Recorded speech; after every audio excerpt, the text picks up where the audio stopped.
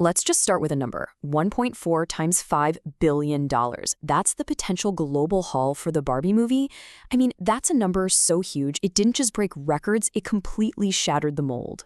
So yeah, how in the world did that happen? That's the real question, isn't it? Because this wasn't just another hit movie. No way. This was a full-blown global phenomenon, a flashpoint for conversations everywhere, and a billion-dollar bet that paid off in ways I don't think anyone saw coming. To really get it, we've got to look at the world Barbie was born into. You see, to truly understand Barbie's triumph, you first have to understand the Hollywood it was up against. And for well over 100 years, that world has been, let's face it, a boys' club. So this story, it's about more than just one film. It's about pushing back against a very real, very old reality. And the numbers? Well, they don't lie. Even as recently as 2022, the picture is pretty stark. For every one woman directing a top film, there were more than 3 men. Now, believe it or not, that's actually a big improvement from a decade ago, but it just shows you what a steep uphill climb it's been for female creators. And this imbalance, it goes way, way back. It's actually kind of a frustrating pattern when you look at the last century. Way back in the silent film era, you had true pioneers, women like Alice Guy Blaché, who were running their own studios. But then, as soon as movies started looking like big business and Wall Street money started pouring in, those doors just started to close. Women were basically pushed to the sidelines of an industry they helped create. Stacy Smith from USC's Annenberg Inclusion Initiative puts it so bluntly. Once the money showed up, women were exiled. That single word is so powerful, right? And that historical context, it's everything. Because it's that very exile that a new generation of creators is now trying to end. All right, so this brings us to the main players. The people who decided they were done waiting around for things to change and were just going to change things themselves. And right at the heart of the Barbie story, you've got these two key forces, a visionary director and a production company that was built on a mission.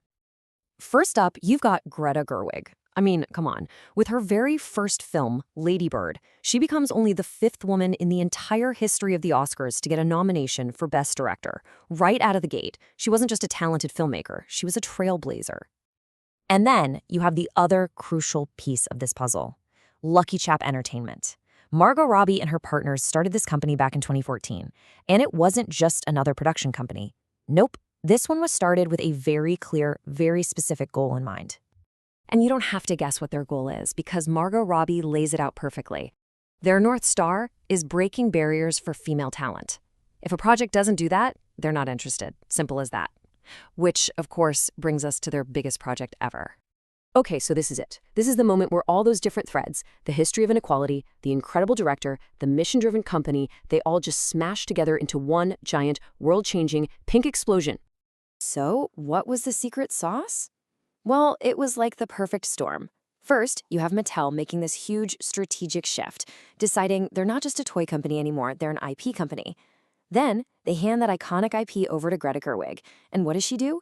She uses a doll to talk about huge ideas like patriarchy and the meaning of existence. The result?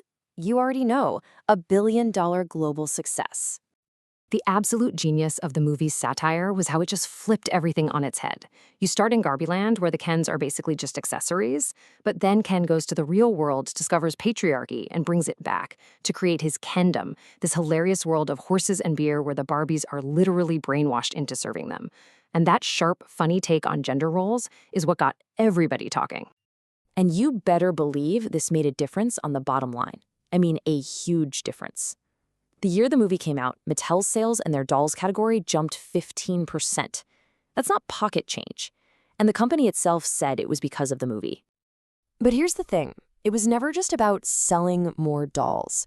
The movie created these massive ripple effects that touched the entire industry. And it also sparked some really intense conversations. And look, not all of them were positive. People are actually calling this the Gerwig effect. And check out these numbers because they are staggering. When a woman directs a movie, 61% of the writers are women. When a man directs, that number drops to just 9%. It's so clear. When you hire a woman to direct, you end up hiring more women for other key jobs too. Now, of course, not everyone was popping pink champagne. The film got hit from all sides. Some right-wing media called it man-hating. And at the same time, from another direction, some on social media criticized Lucky Chap for what they called white feminism and raised issues with other projects the company was working on. So yeah, that much success brings a whole lot of scrutiny. And honestly, this one line from Ken just perfectly sums up the movie's whole satirical vibe. It's what made so many people love it, and also what made so many people mad. By making patriarchy look this ridiculous, the movie made a really powerful point, but it was always going to be controversial. So all of this, it all leads us to the final and maybe the most important question. Now that the pink dust has kind of settled, what's the lasting legacy? What's left? Because let's be real, one movie, even a massively successful one, doesn't fix everything overnight. That struggle for equality in Hollywood is far from over, which leaves us with the billion-dollar question, right? Was Barbie just a total fluke, a perfect storm that can't be repeated? Or was this a genuine, honest-to-goodness turning point for the whole industry? So is Hollywood really going to learn from this? Are they going to invest in more stories like this, led by women? Or is the industry just going to snap back to its old habits? Is this the start of a real pink wave of change? Or was it all just a beautiful dream and a Mojo Dojo Casa house? That's the question everyone is watching to see answered.